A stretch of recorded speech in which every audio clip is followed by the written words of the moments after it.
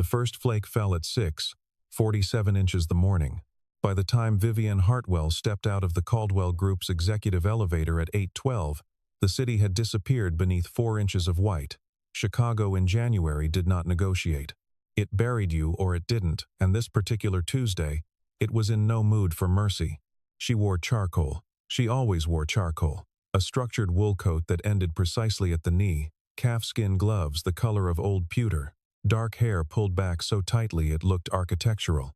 Her assistant, a young man named Preston, who had learned within his first week never to speak before she did, held the rear door of the black Escalade open without a word. Vivian did not look at him. She slid into the back seat, set her briefcase across her lap with the practiced efficiency of someone who had rehearsed every gesture, and pulled her phone from her inner pocket. 3 missed calls from Owen Garrett, the CFO, 2 from the board liaison, 1 from a number she did not recognize Chicago area code. No contact name. She ignored that one. Meridian Tower, she said to the driver. A man named Gerald who had been with her for 3 years and knew better than to offer small talk about the weather. The Escalade pulled into traffic. She read. Reviewed. Annotated 2 contracts simultaneously, one finger scrolling, the other holding a stylus. The meeting at Meridian was with the Voss Group, a European private equity firm that had been circling the Caldwell Group for 11 months like a patient, well-dressed shark. Vivian had no intention of being eaten. She had every intention of making Voss believe, for just long enough, that she was considering their offer. She was, in truth, preparing to destroy it. The wipers swept. Snow accumulated on the window edge in thin, precise lines. Gerald made the turn onto Lakeshore, with appropriate caution.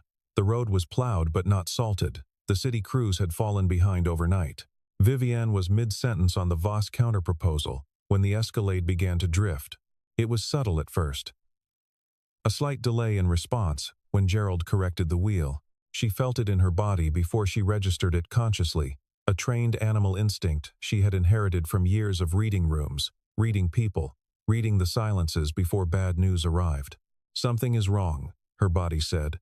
Approximately 2 seconds before the vehicle confirmed it, Gerald pumped the brakes. Nothing. He pumped again, harder. The Escalade's nose swung left, despite his steering right. Vivian's briefcase slid from her lap. Her phone hit the floor. She braced both hands against the seat, back in front of her, and did not make a sound.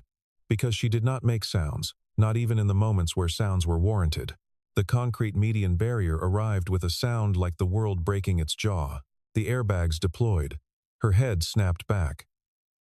The world became white, not the white of snow, but the white of impact, of shock, of sudden electrical silence in every nerve. Her ears rang a single, sustained note. She was conscious. She catalogued this fact first, methodically, the way she catalogued everything. She was conscious. Her neck hurt. Her left shoulder had struck the door. Her right hand was bleeding from where the stylus had driven into her palm. She could feel her heartbeat in her temples, in her wrists, in the backs of her knees. Gerald was making a noise low, dazed, not quite coherent. The hood of the Escalade had crumpled against the median barrier. Steam was rising from something under it. Then she heard the voices outside. She heard the rising panic of people arriving from the sidewalk and the adjacent parking structure. She heard someone say, "Call 911," and someone else say, "Is she alive?" And she made a decision, the kind of decision she made in boardrooms, in depositions, in negotiations at midnight, when the other side thought they had her. She went still. She let her head fall sideways, let her jaw go slack. She did not close her eyes all the way. She left them open by a fraction, just enough to see light and shadow, just enough to register movement without registering as conscious. She listened. The voices sorted themselves. 3 people from the street. Preston, who had apparently been following in a secondary vehicle, was now outside, speaking in a high, cracked voice that told her he had never faced anything more serious than a catering cancellation. The security detail's driver was on his phone. 2 more voices. She didn't recognize passers-by, she guessed. And then a silence. Not the absence of noise, but the deliberate kind. The kind a room makes when one person in it stops moving. Footsteps. Slow. Measured. not hurried, not hesitant. The gait of someone who had already assessed the situation before arriving at it. She heard the door beside her, the rear passenger door, open. The winter air came in. She felt a presence beside her, close enough that she could sense the slight warmth of another body. A voice, low, almost conversational, the way you'd speak to someone you were trying not to wake. "You can keep pretending," the voice said. "But if you don't come around in the next 2 minutes, they're going to load you into the wrong vehicle." She did not move. She kept her breathing shallow, measured. "The black sedan," the voice continued, still low. "Third car back." It arrived before the ambulance was called. That's not how concerned bystanders behave. A pause. That's how people who are waiting behave. She had been in difficult rooms. She had been in bankruptcy negotiations where the other side held every card. She had fired 3 board members in a single morning. She had sat across from prosecutors and answered every question with a composure that had, she was told afterward, unnerved them. She had never, not once, felt the specific quality of fear that moved through her in that moment. Because the voice was right, she had not noticed the sedan. She had not, in fact, noticed anything except the impact and the cold and the arithmetic of her injuries. And this person, this voice, belonging to a figure in her peripheral vision that she could not yet fully see, had noticed the sedan before she did. She kept still, but she let her eyes open a fraction more. Work uniform, dark navy. The patch on the left sleeve read Caldwell Group Facilities Services. A janitor. Not a security guard, not a paramedic, not a colleague. The man crouched beside her open door was the building's janitor, and he was looking not at her but at the third car back. His jaw was set. His hands rested on his knees. He did not touch her. He did not perform distress for anyone watching. He was watching the sedan. In her career, Vivienne had met hundreds of men who wanted her to believe they were more than they appeared. This man was doing no such thing. He was simply being more than he appeared, without any apparent interest in whether she noticed. "The ambulance is 60 seconds out," he said, still without looking at her. "When it gets here, I'm going to say, I was first on scene. That gets me in the vehicle with you. That's the only reason I'm telling you this. A beat. You decide." She opened her eyes. His name, she would learn later, was Daniel Reeves. He was 38 years old. He had worked in the Caldwell Group's building for 14 months.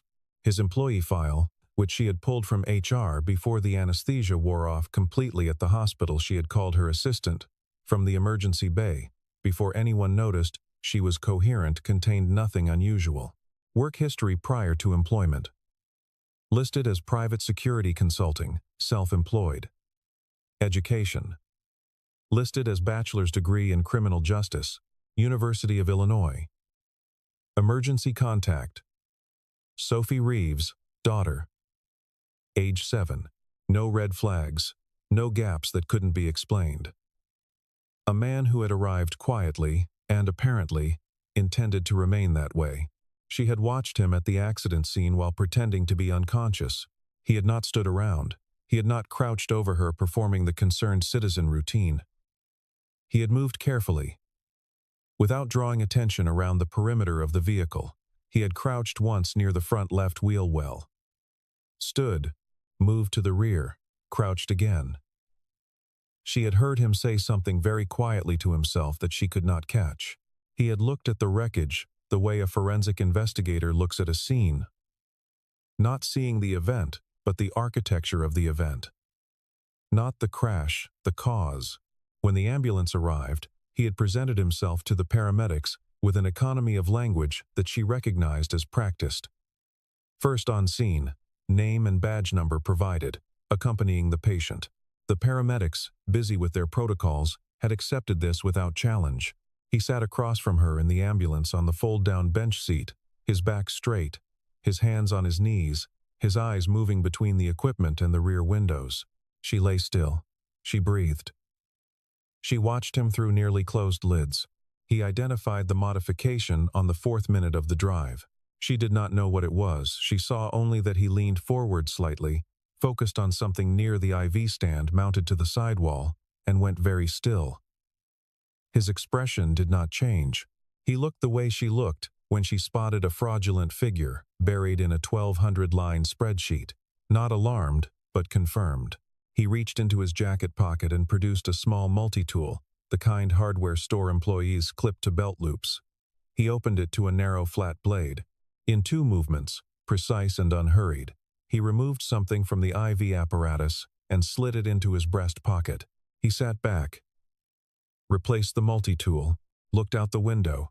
The paramedic in the front passenger seat was relaying her vitals over the radio. Neither of them had noticed anything. Vivian's heart rate, she was quite certain, had changed. She hoped the monitor was not displaying it. He spoke without turning his head. His voice was barely above the sound of the road. Don't let them sedate you at the hospital. Tell them you have an allergy to standard sedation protocols. Make them document it. That creates a paper trail if someone tries something anyway. A pause. The ambulance hit a slight grade. You weren't in an accident, Miss Hartwell. You were placed in one. She had known, she realized. Somewhere beneath the layer of rational thought, she maintained like a pressure seal over everything else. She had known because of the brake delay. Gerald was a meticulous driver who serviced the vehicle on schedule. She signed the maintenance reports herself. The brakes on a well-maintained Escalade did not simply fail in cold weather. Not like that. Not with that particular quality of total, sudden absence. She had known in the way that people who have been in enough rooms with enough dangerous information eventually learn to know things before they can explain them. But knowing was different from having someone say it out loud, in an ambulance on a January morning. The hospital room they gave her was on the 4th floor, west wing, bone-white walls, a window that faced the parking structure. She had requested a room without a city view window, and the charge nurse had found that unusual enough to remark upon, but had complied. Vivian Hartwell did not want anyone on a high floor across the street to have a clean line of sight. She told the attending physician that she had a documented reaction to benzodiazepines, that her medical records on file at Northwestern would confirm, and that she required no sedation beyond local anesthetic for the laceration on her right palm. The physician, young, a little harried, running behind, checked, noted, documented, and moved on. The laceration required 6 stitches. Her left shoulder was deeply bruised, no fracture. She had a mild concussion, nothing that required extended hospitalization.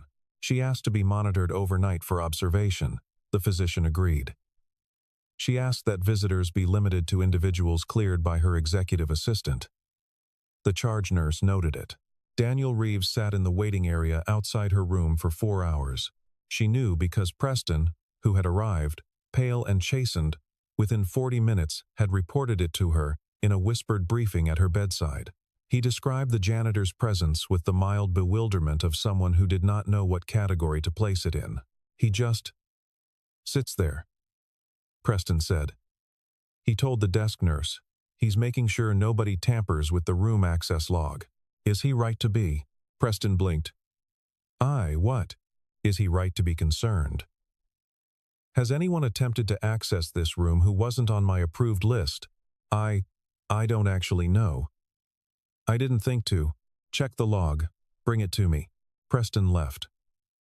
She lay back against the pillow, stared at the ceiling, and ran the inventory she had been running since the moment she opened her eyes on the road. The Voss acquisition proposal had been in circulation for 11 months. She had opposed it from the beginning. But the board was divided, and Owen Garrett, CFO for 6 years, a man she had trusted as a structural component of the company the way she trusted load-bearing walls, had been increasingly vocal about the financial logic of a sale. He was not wrong about the numbers. He was, she now suspected, very wrong about his reasons. She thought about the maintenance logs she had signed. She thought about who submitted them. She thought about who had access to the vehicle scheduling system. She thought about the phone call she had not recognized Chicago area code.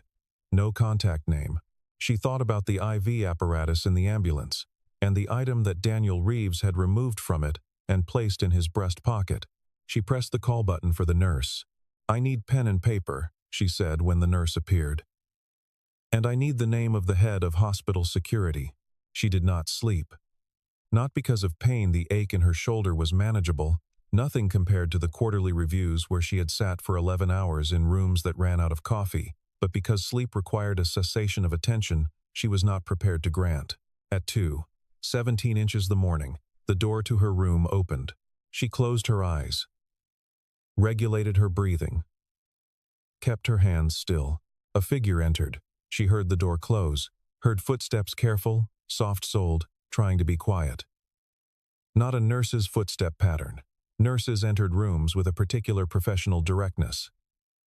This was something else. The footsteps stopped. A long silence. She could hear the person thinking. Then, a sound from the hallway. A mop bucket. Wheels on linoleum. Approaching at the pace of someone doing exactly what they were supposed to be doing at 2:17 inches the morning, cleaning floors. The footsteps inside the room reversed. The door opened and closed again, quickly. The mop bucket sounds stopped outside her room. A pause. Then continued. Slowly. In the direction the intruder had gone. She exhaled. In the morning, Daniel Reeves had a name for the person who had entered her room. She did not ask him how he had obtained it. She had learned, in a single evening, not to ask him how he obtained things. 14 months. He had been in the building for 14 months.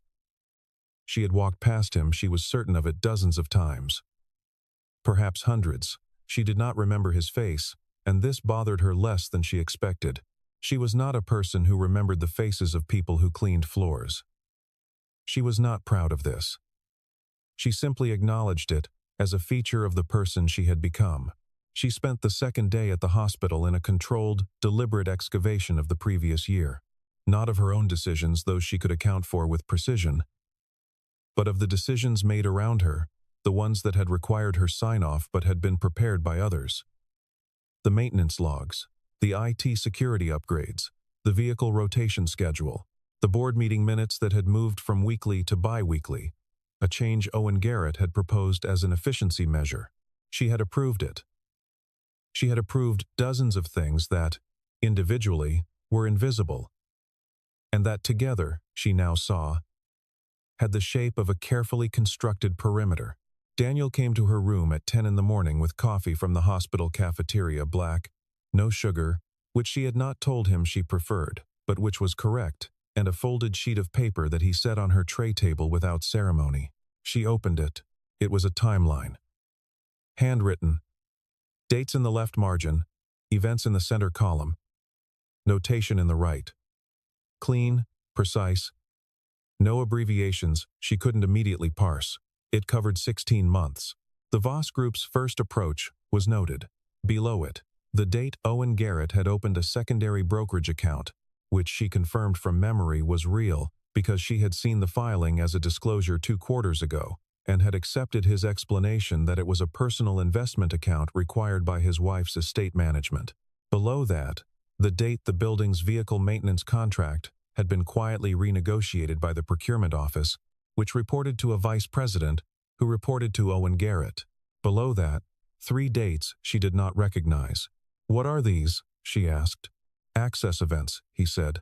"Unauthorized entry to the executive vehicle bay between midnight and 5 a.m. Logged in the system under a maintenance override code that was issued to the head of facilities, me, but that I didn't issue." She looked at him. "Someone used your credentials. Someone used credentials issued in my name. Which means someone either has my access card or they cloned it." He sat in the visitor's chair without being invited. "The last access event was 3 nights before your accident." She set the paper down. "You've been watching this." "I watch everything in that building," he said. "It's a habit." "How long have you known something was wrong?" 7 months.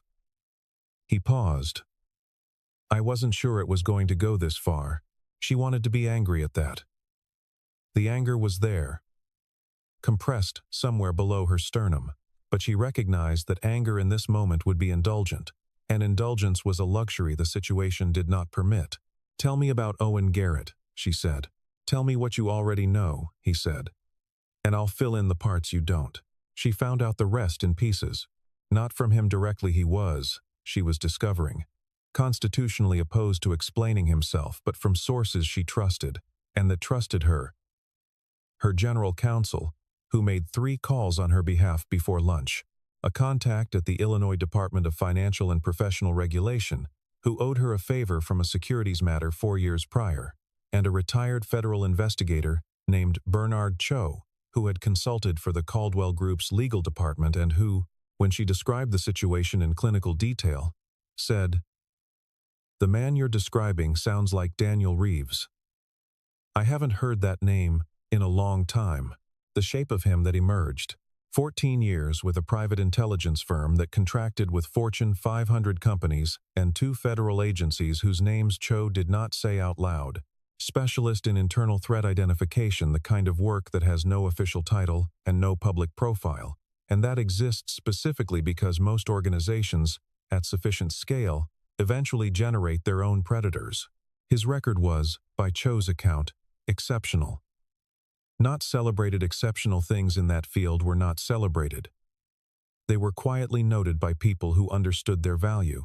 He had surfaced 2 internal embezzlement schemes, one involving a company whose name she recognized immediately. He had identified a procurement corruption network at a defense contractor before a federal audit caught it. He had, in one instance, prevented what Cho described only as an outcome that would have cost lives. Then, 6 years ago, a gap. His wife, Cho, said carefully, had died. Not in a way that was anyone's fault, but in the way that some things aren't anyone's fault and are devastating precisely because of it. A car accident in December. An icy road in a suburb north of the city. A collision at an intersection that no one survived. She had been driving alone. Sophie had been with a babysitter. He had gone into the gap and not come out the way he went in. She understood this, without having to have it explained further. She understood it the way she understood structural load-bearing, not because she had been through it herself, but because she recognized the architecture of it in the way he sat in chairs, in the economy of his speech, in the total absence of any attempt to make himself known. He had become invisible on purpose, not because he had something to hide, because visibility had a cost he was no longer willing to pay. He came back at 2 in the afternoon with a second sheet of paper. And she noted a juice box that she was fairly certain was a children's brand with a cartoon character on the foil tab. She did not remark on the juice box. "The head of facilities received a phone call 4 months ago," he said, "from a number registered to a subsidiary of the Voss Group's North American holding company. The call lasted 11 minutes. The head of facilities reports to Director of Operations, who reports to the COO. She processed this. That's a longer chain than Owen. It's a parallel chain, which suggests this wasn't organized from inside Caldwell alone. Someone at Voss was coordinating." He paused. "They wanted the acquisition. You were the obstacle. They tried to eliminate the obstacle. They tried to create a situation where the board would act quickly, in grief, without your steadying influence and without time to scrutinize the terms." He was matter-of-fact about it. Not cold, just precise.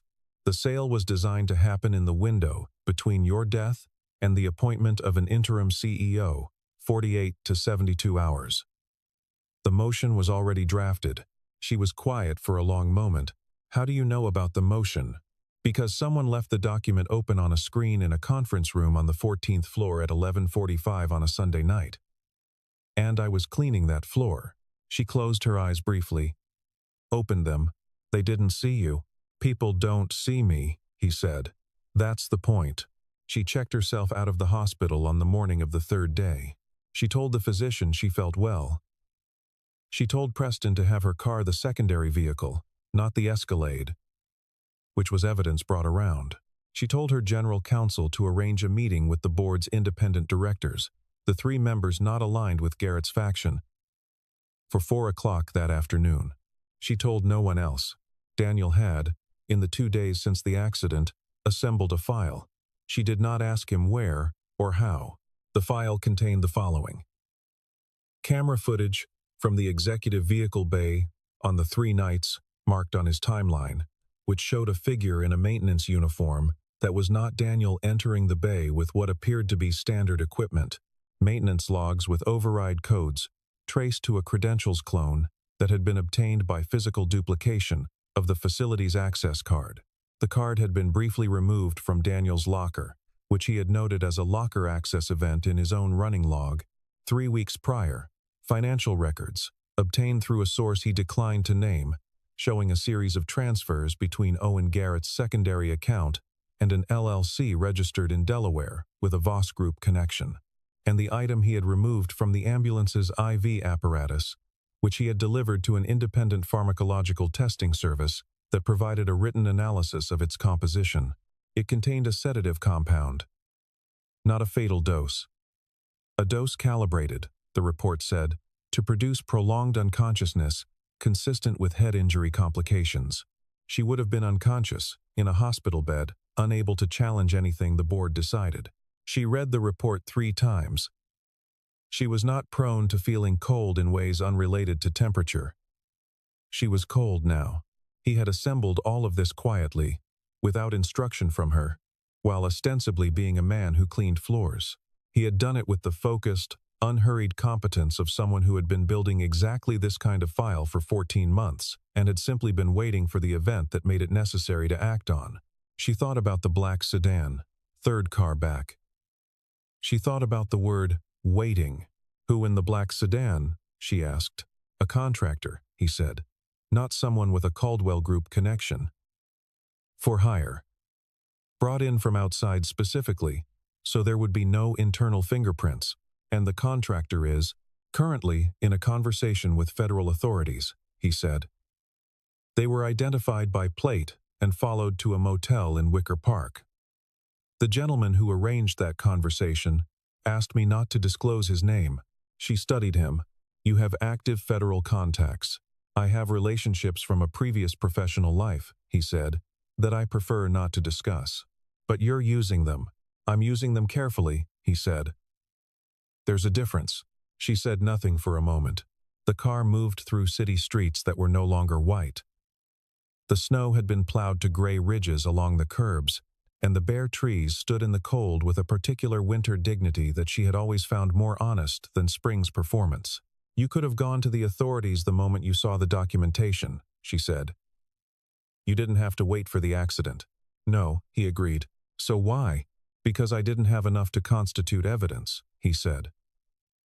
I had enough to constitute suspicion, and suspicion in a situation like this, where the people involved have lawyers and relationships and resources, disappears.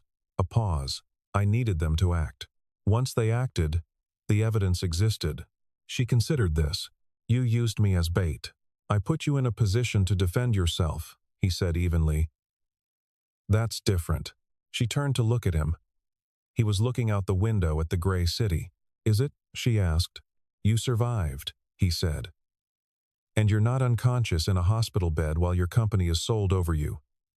A beat. I believe that constitutes a favorable outcome. She turned back to the window. She thought, against her will, about the 14 months he had spent watching. Cleaning floors. Logging access events in a private notation system no one knew existed. Watching the black sedan arrive before the ambulance was called. Watching and waiting and not making a move until he was certain. It was, she realized, exactly what she would have done. She met Sophie on a Thursday. It was not planned. She had gone to the building, not to the executive floors, but to the maintenance level in the basement where the facilities team kept their equipment to return his access card, which had been collected by security as part of the investigation and which she had personally retrieved because she felt, without quite having the language for why, that he should have it back. He was not there. The facilities coordinator, a heavy-set woman named Karen, who looked at Vivienne with the specific expression of someone trying to determine whether she was supposed to be impressed, told her that Daniel had taken a personal day, first one he'd taken since he started. His daughter was in a chair beside the coordinator's desk, sitting with the particular self-containment of a child who has learned not to require much. She was 7, brown-haired, with her father's quality of focused stillness. She was reading a book, not a children's book, or not exactly. It appeared to be a field guide to North American birds. the illustrated kind with Latin names in italics below each entry. She looked up when Vivienne entered. Children, in Vivienne's experience, either immediately sensed authority and became self-conscious, or they didn't register it at all. Sophie did neither. She looked at Vivienne with the direct, uncomplicated assessment of someone who was simply trying to determine whether she was interesting. "Are you from the company?" she asked. "Yes," Vivienne said. "My dad works here," Sophie said. "He says the building is very tall." "It is," Vivienne said. "He says you can see the lake from the top floors." Sophie considered this. He's never been to the top floors. Vivienne sat down in the other chair, which was the kind of impulse she did not normally act on, and which she acted on now without examining it. "What are you reading?" she asked. Sophie showed her the bird guide. She had, Vivienne noticed, dog-eared the page for the red-tailed hawk, and had written in tiny, precise handwriting in the margin, "Lives alone, hunts alone, still finds food." She did not say anything about the annotation. Sophie closed the book and set it on her knee. "My dad says people who clean things see everything."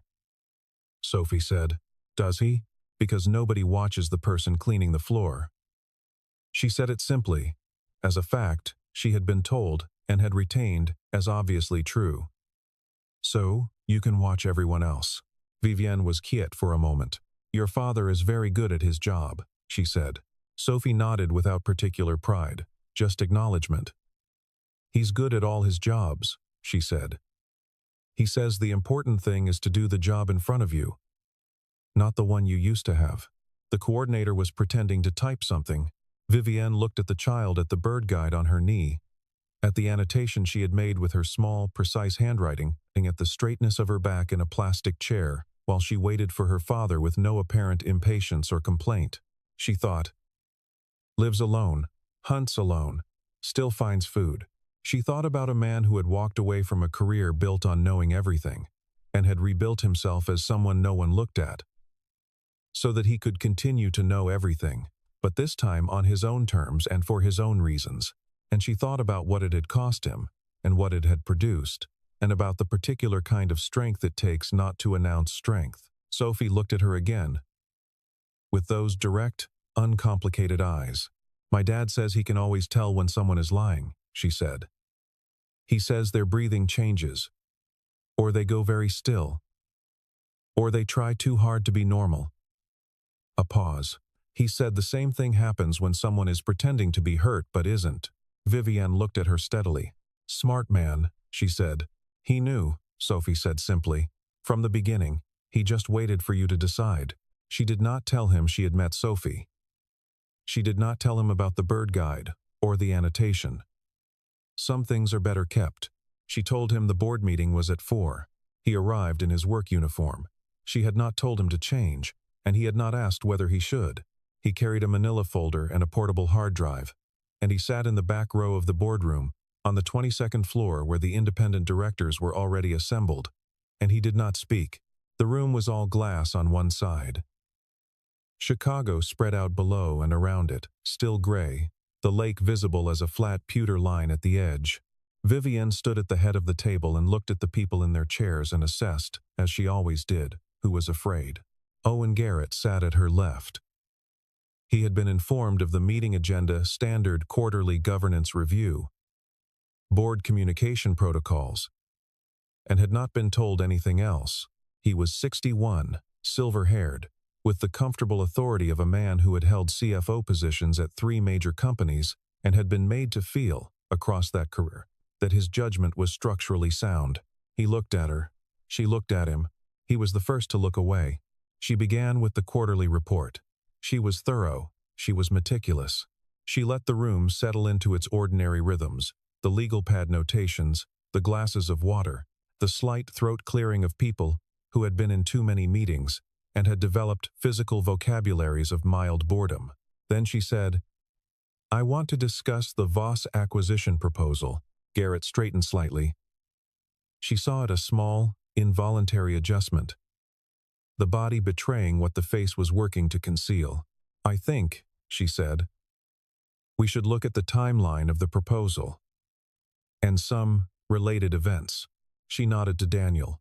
He stood, moved to the room's display panel, connected the drive, did not introduce himself. The footage appeared on the screen. The vehicle bay, the figure in the maintenance uniform, the 3 access events on 3 documented nights. Garrett looked at the footage. His expression did not change. "I don't understand the relevance," he said. "The credentials used in these access events," she said, "were cloned from a facility's employee's card. The cloning was accomplished through physical access to that employee's locker. The locker access event was logged. The physical characteristics of the figure in the footage, height, gait, build, are consistent with your assistant, Marcus Heller." A pause. She let it extend. "The day before my accident," she continued, "Mr. Heller accessed a restricted maintenance terminal and entered a service override that disabled the vehicle tracking alert system.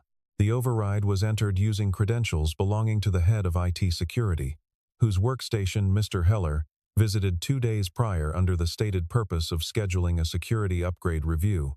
She moved to the financial records. She went through them the way she went through everything precisely, without affect, without drama. The transfers, the LLC, the 11-minute phone call, the board motion that had been drafted and, it turned out, distributed to 3 board members for pre-signature members who were now sitting at this table, with the expressions of people who had, very recently, understood the nature of the situation they were in. She did not raise her voice. She did not gesture. She stood at the head of the table in charcoal wool, with her stitched hand flat on the surface, and she simply explained, in sequence, what had been done and how and by whom, and to what end. Garrett said, at one point, "This is a fabrication," she said. "The pharmacological testing report is attached as Exhibit 7. He said nothing further. The independent board members asked questions careful, precise, the questions of people who understood liability and were beginning to understand their own exposure. She answered each one. When a question required something she couldn't answer from memory, she looked at Daniel, and he provided the reference from the folder without comment. He spoke only once, at the end, when the board's independent counsel asked about the chain of custody for the footage. "I maintained an encrypted backup of all access logs from the facility's management system for the past 14 months, he said.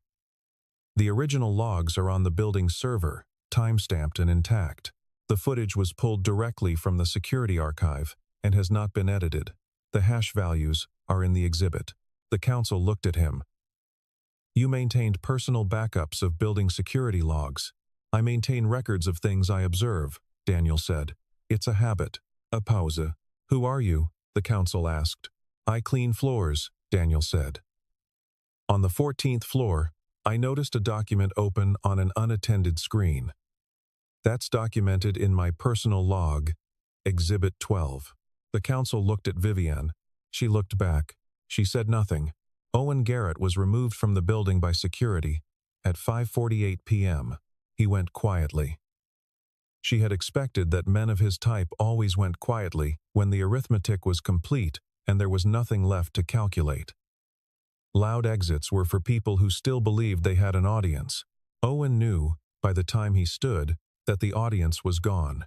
Marcus Heller was detained at his apartment in Lincoln Park at approximately the same time, by arrangement with the federal investigators who had, by now, been provided with Daniel's complete documentation package through a channel she did not ask about.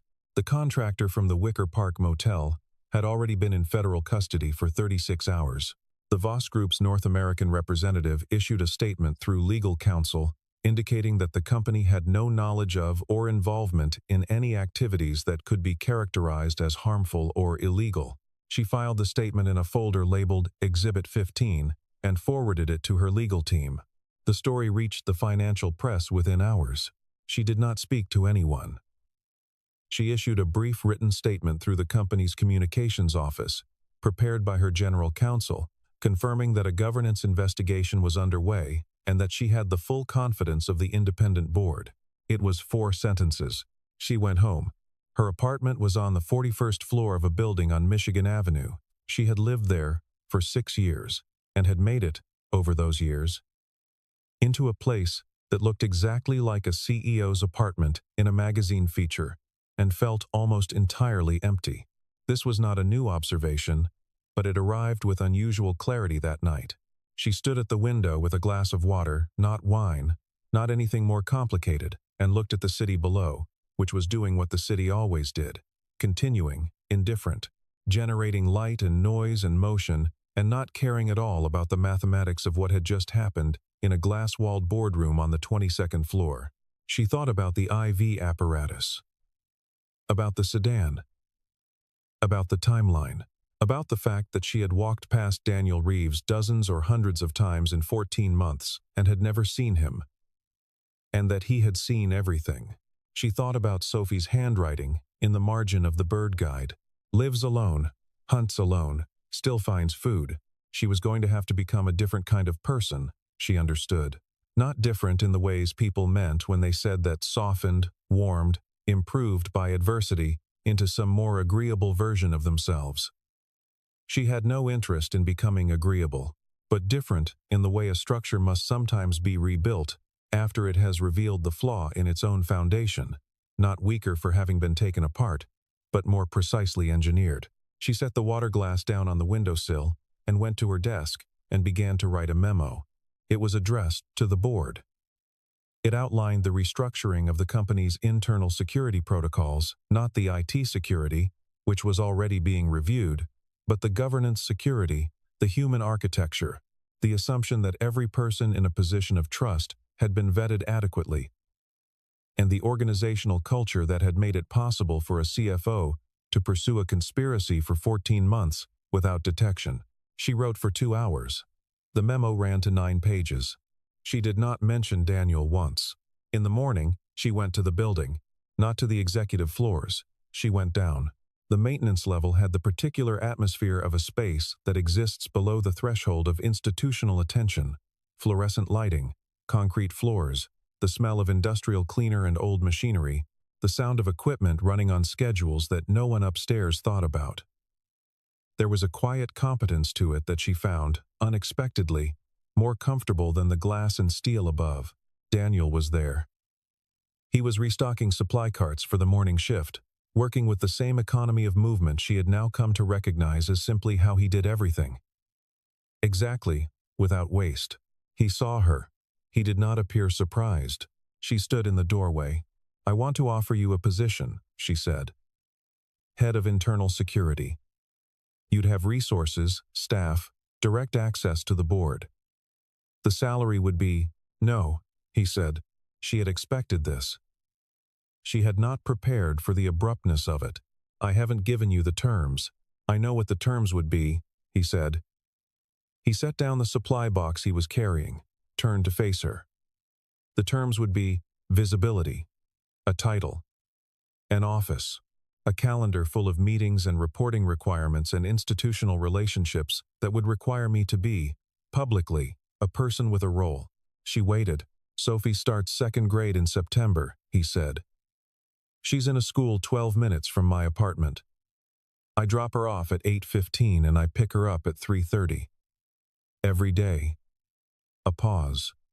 "The last time I had a visible role, I was unreachable when my wife needed someone to be reachable. She wasn't in danger, it was just the ordinary kind of needing someone, the kind that happens in the evening when you're tired. And I wasn't there." He picked up the box again. "I'm not doing that again." She absorbed this. "There are structures," she said carefully, "that could accommodate." "I know there are," he said. "I'm not interested in structures." He was not unkind. He was simply final. "I'm good at what I do, Miss Hartwell. I'm good at it precisely because no one knows I'm doing it. The moment I have a title, that's gone." She was quiet for a moment. "And if something like this happens again?" He looked at her. Something that might have been, very briefly. A different expression crossed his face. Not warmth, exactly, but its structural cousin. "I'll still be cleaning the 14th floor," he said. March arrived the way it always did in Chicago, not as a season but as an argument. Cold one day, almost bearable the next. Snow on a Wednesday, 50 degrees on a Friday. The city perpetually negotiating with a sky that hadn't decided. Vivienne had spent 7 weeks rebuilding.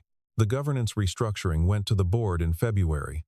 and was approved with 3 modifications she had anticipated, and 1 she hadn't, which meant it was a good document. The internal security review identified 4 additional vulnerabilities in the building's access systems, all of which were corrected. The legal proceedings against Garrett and Heller moved forward with the bureaucratic deliberateness of such things. She had learned not to expect speed from processes that had their own gravity.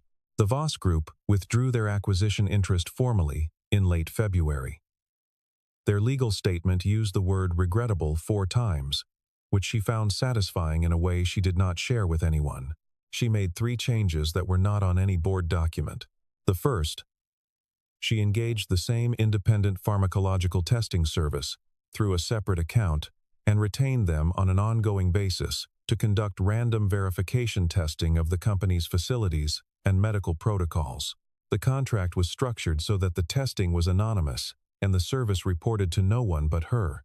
The second, she had the company's health insurance package reviewed by an independent broker, with specific attention to its provisions for dependent children of facilities and support staff.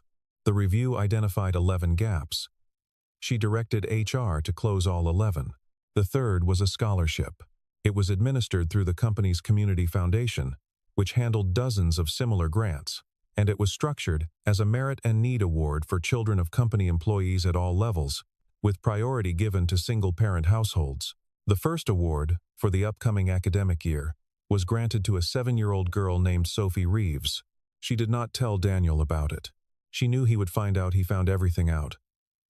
Eventually, and probably sooner than later. She did not know how he would respond to it. She thought he would probably not respond at all. He would know that she knew he knew, and they would both understand the geometry of the arrangement without having to draw it for each other.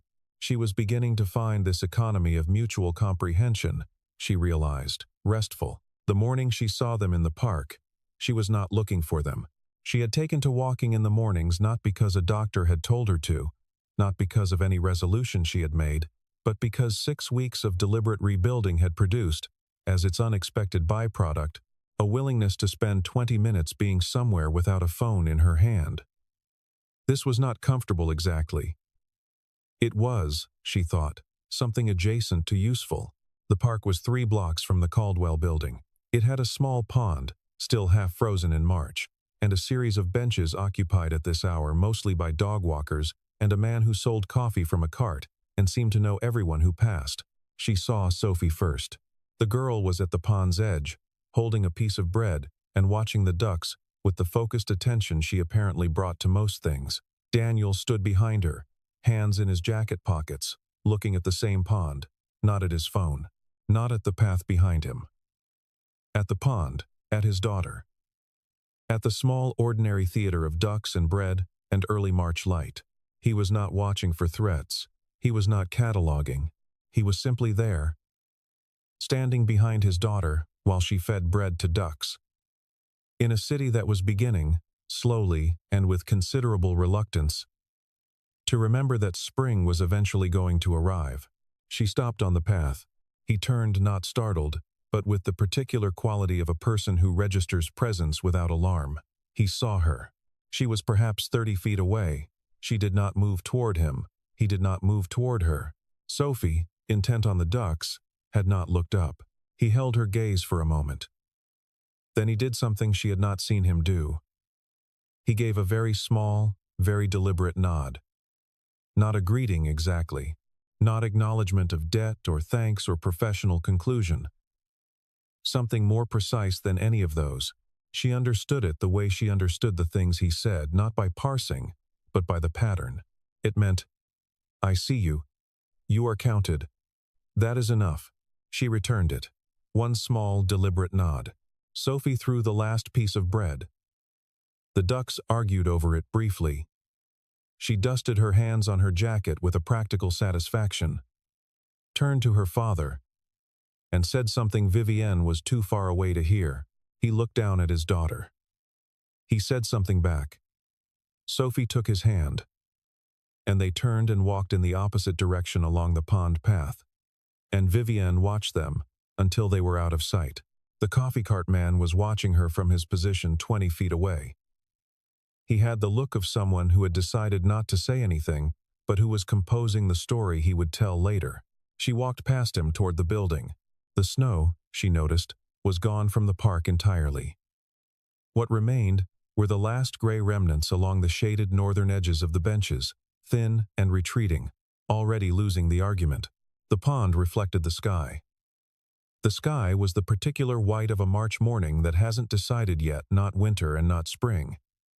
Just the interval between, which is its own kind of weather. She put her phone in her pocket. She kept walking,